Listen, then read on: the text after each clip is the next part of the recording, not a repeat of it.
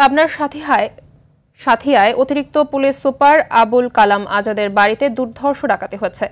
এ সময় ডাকাতরা এডিশনাল এসপির ভাই ব্যবসায়ী আব্দুস সালামের ঘর থেকে নগদ 15 লাখ টাকা সহ 5 ভরি স্বর্ণ নিয়ে যায়।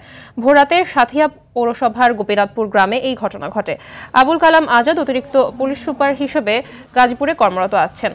পুলিশ জানায়, ভোররাতে পৌরসভার গোপীনাথপুর গ্রামে একদল ডাকাত আব্দুল সালামের বাড়ির বারান্দার গ্রিল কেটে ঘরে ঢোকে। ডাকাতরা অস্ত্রের মুখে আব্দুল সালাম সহ তার পরিবারের সদস্যদের বেঁধে ফেলে। এ সময় আবুল কালাম আজাদের ভাতিজা জুয়েলকে ডাকাতরা কুপিয়ে জখম করে এবং আলমারির তালা ভেঙে নগদ 15 লাখ টাকা ও 5 ভরি স্বর্ণ নিয়ে যায়। সাথিয়া থানার ওসি জানান, ডাকাতি হওয়া মালামাল উদ্ধার ও আসামিদের ধরতে পুলিশের অভিযান চলছে।